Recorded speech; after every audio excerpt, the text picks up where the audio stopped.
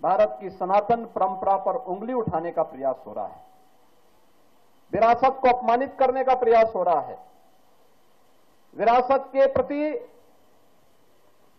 समाज की दृष्टि को कमतर करने का कुत्सित प्रयास हो रहा है।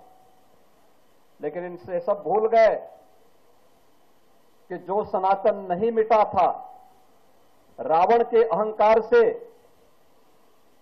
जो सनातन नहीं टिका था, कंस के हुंकार से जो सनातन नहीं मिटा था, बाबर और औरंगजेब के अत्याचार से वह सनातन इन तुच्छ सत्ता परजीवी जीवों से क्या मिट पाएगा।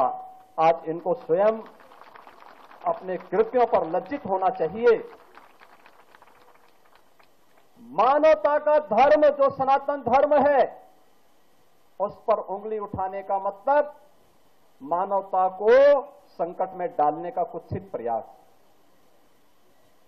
याद करिए, दुनिया की कौन सा ऐसा मत, मजहब और संप्रदाय है जिसको उसके संकट के समय पलक पावड़े बिछा करके उसके स्वागत के लिए सनातन धर्मावलंबियों ने उनकी सुरक्षा और उनके संरक्षण का कार्य न किया हो। हमने कभी नहीं कहा कि हम विशिष्ट हैं।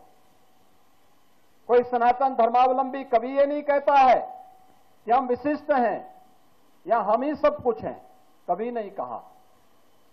हमने तो कहा एकम सद विप्रा बहुधा वदंती, सत्य एक है और विद्वान लोग उसको अलग अलग, महापुरुष लोग उसको अलग अलग भावों से देखते हैं, अलग अलग रास्ते से इसका अनुकरण करते हैं। इस सब के बावजूद भी अगर जिसकी समझ में नहीं आता है, अपनी मूर्खतावश वह अगर सूर्य की तरफ थूकने का प्रयास कर रहा है, तो सूर्य पे उसका थूक नहीं पहुंचेगा, उसके सिर पे स्वयं गिरेगा और उसे, उसको और उसकी आने वाली पीढ़ी को स्वयं लज्जित होना पड़ेगा। हमें भारत की परंपरा पर गौरव की अनुभूति करनी चाहिए।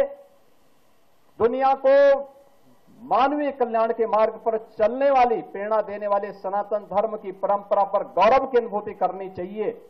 ये भारत की राष्ट्रीयता का प्रतीक है, भारत को एक नई प्रेरणा देने का माध्यम है, दुनिया के अंदर मानवता के कल्याण का मार्ग प्रशस्त करने वाला माध्यम बनता है।